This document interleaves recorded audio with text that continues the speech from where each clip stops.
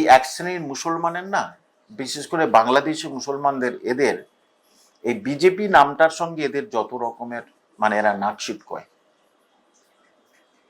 হ্যাঁ, এই একটাই কারণে নাশকতামূলক কাজ করবে, সেটা মাননীয় মুখ্যমন্ত্রীর উপরে। সুতরাং এটা তো কোনোভাবেই মেনে নেওয়া যায় না যে আইনের পথে চলবে, এটা ঠিক শিক্ষক হয়ে বলছি, তবুও মাঝে মাঝে না এই সমস্ত এদেরকে এনকাউন্টার করে মারলে না, তাহলে যারা অন্তত বাংলাদেশ বা মায়ানমার আসল জায়গা থেকে যারা মুখ বাড়িয়ে আছে না, এবারে যাব পশ্চিমবঙ্গে, তারা অন্তত মুখটা ঘুরিয়ে নেবে। কারণ এদের উচিত পুরোপুরিভাবে এনকাউন্টার করে মারা। এদেরকে পুরোপুরিভাবে বললাম যে হয় এদেরকে ওপেন ছেড়ে দেওয়া, আর একটা কুকুর দেওয়া হবে, ট্রেন্ড কুকুরকে ছেড়ে দেওয়া হবে, পুরো ছিঁড়ে ফিঁড়ে খেয়ে নিচ্ছে।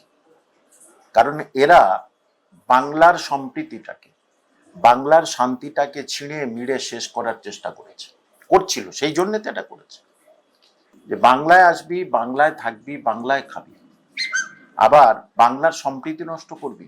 কেমন ধরনের এরা বলুন তো, কেমন ধরনের হতে পারে? সুতরাং এদের ওই ট্রেন কুত্তাকে দিয়ে খাওয়া উচিত, না হলে যোগী আদিত্যনাথ জিকে একদিনের জন্য এখানে আমন্ত্রণ করা উচিত।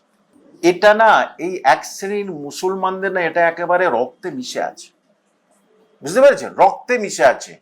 হিন্দু এরকম, হিন্দু খারাপ, বন্দে মাতারাম বলবো না, আমরাই হচ্ছে রাজত্ব করব।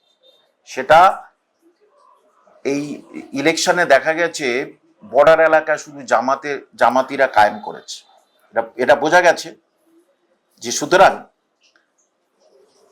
অদ্ভুতভাবে এটা আমরা বলতে পারি যে জামাতি শুধু না, লস্করি তৈবা আছে, আরো অনেকের যোগসাযোগ আছে। এরা পুরো রাজ্যে নাশকতামূলক ছক করার একটা পরিকল্পনা করেছে, যে যাতে এই সুন্দর এখন শান্ত বাংলা, 15 বছর পরে বাংলা পুরো শান্ত হয়ে গেছে, এই শান্ত বাংলায় আমরা অশান্তি তৈরি করব। আর সেইটাই ঠিক সময়ে ধরে ফেলেছে আমাদের গোয়েন্দারা।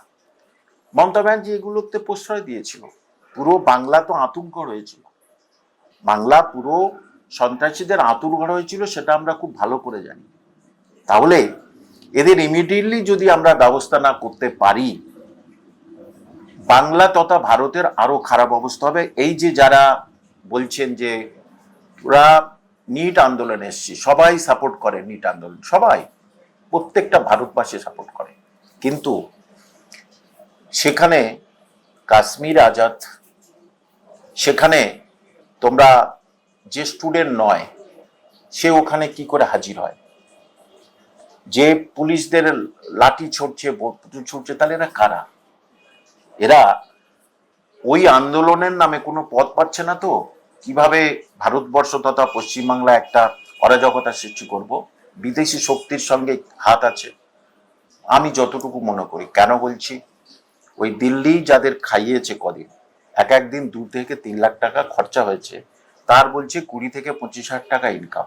সে খাওয়ালো কি করে এতজনে? তাহলে পিছনে কে, কারা?